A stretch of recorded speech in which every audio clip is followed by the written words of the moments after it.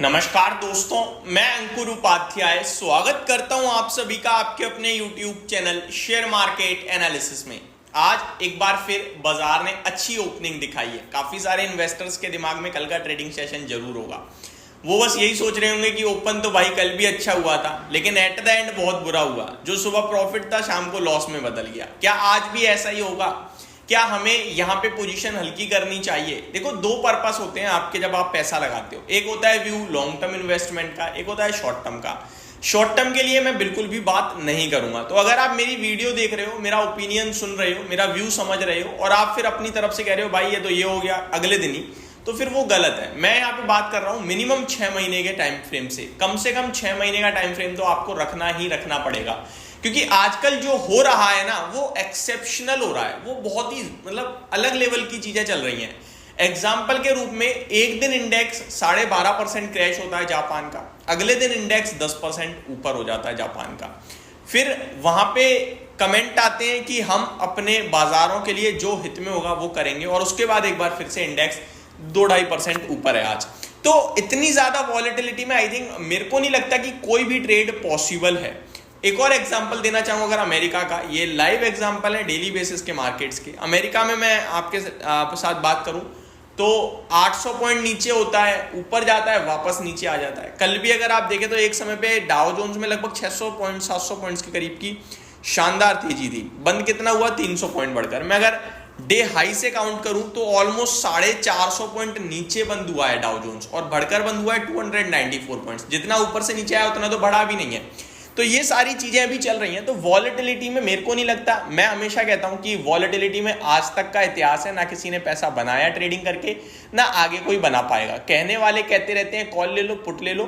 इतने high premium Vicks 50% बढ़ रहा है भैया सिंगल डे में। आप अभी भी नहीं समझ रहे हो तो कब समझोगे? पैसा टूट जाएगा तब समझोगे, और कुछ नहीं होगा।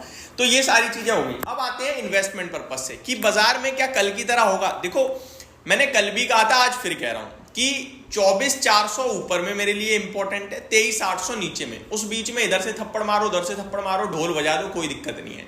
कल भी आपसे कहा था कि जो आपसे हमने 24,400 के नीचे की क्लोजिंग आई है, उसके बाद हमने कहा कि टोटल पोर्टफोलियो में जो भी है वहां पे चुनो कि आप पैसा कहां से निकाल सकते हो। 30% निकाल लो। 100 रुपए लगा रखे हैं, 30 रुपए निकाल लो, 30 रुपए लेके बैठे हो कैश में। ये परसों का ओपिनियन था जब 24,400 के नीचे आ गई क्लोजिंग। उसके बाद कल आपसे कहा कि वो जो 30 रुपए आपने कैश करा ना, उसमें से 30% इन्वेस्ट कर दो। क्योंकि कल संकेत ऐसे थे, निक्केई आपका 12% ऊपर है, डाउ जोन्स 600 पॉइंट ऊपर था।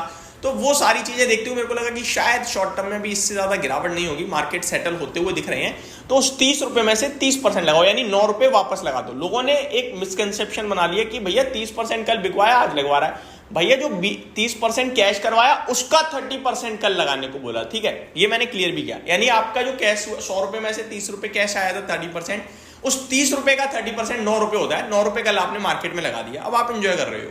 आज ऊपर है तो शायद कुछ गेन आ रहा हो उसमें ही, और नहीं भी आ रहा होगा तो कोई बात नहीं, अपना 6 महीने का व्यू है। अब बचा हुआ जो अपने पास 21 रुपए कह लीजिए, या वो 70% जो कैश था उसका 70% कह लीजिए, वो हमें लगाना है। जब 24,400 के ऊपर निकलेंगे तो उस 70% में से एडिशनल 30% डालना है, या 23,800 के नीचे निकलेंगे तो वेट करना है, 23,500 पे एडिशनल 30% डालना है। फिर उसके बावजूद भी हमें एक बार के लिए और 40% हमारा बचता है। उसको हम जब भी हमें लगेगा मार्केट का आगे का आउटलुक देखते हुए लगाएंगे। अभी के लिए बड़ी बातें क्या है? अभी के लिए बड़ी बातें ये कि एक बार फिर बाजार ऊपर अच्छा खुला लेकिन नीचे आता हुआ दिख रहा है। डे लो के पास ही ट्रेड कर रहे हैं हम इस समय।